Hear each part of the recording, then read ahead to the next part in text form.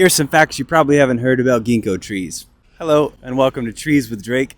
My name is Drake, and that is a tree. Let's talk about it. Trees with Drake. The tree behind me today is a handsome old ginkgo tree, Ginkgo biloba, and it's located at the end of a very famous street here in Nashville called Music Row, a place where dreams are made and hearts are broken. But this tree doesn't care about your music career.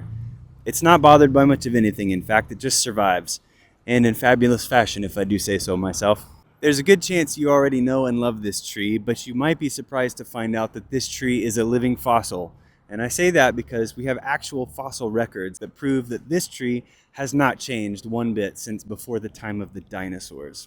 At one point in time, there were more than 50 species of tree within the ginkgo family. Ginkgo biloba is the last one. That being said, they have successfully survived multiple ice ages, at least 3 mass extinction events, and even nuclear warfare.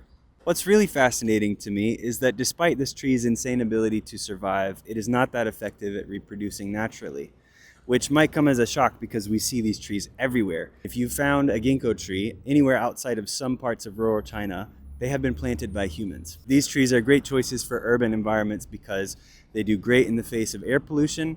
They can thrive in any soil, and they can thrive in any climate. And let's face it, these trees are insanely pretty. The earliest written records of ginkgo trees was about 1,000 years ago in China during the Sung Dynasty, and this tree was not referred to as a decorative tree at first, but rather a food source. There were plantations all across ancient China who grew ginkgo trees just to harvest the seeds out of the inside of that stinky fruit. Those early documents refer to this tree as yin xing, which means silver apricot. Then 200 years later, thanks to expanding trade routes through Asia, ginkgo trees made their way to some parts of Korea and Japan. The Japanese carried the meaning silver apricot into their language, which translated into ginkgo, which is where we get the name ginkgo from today.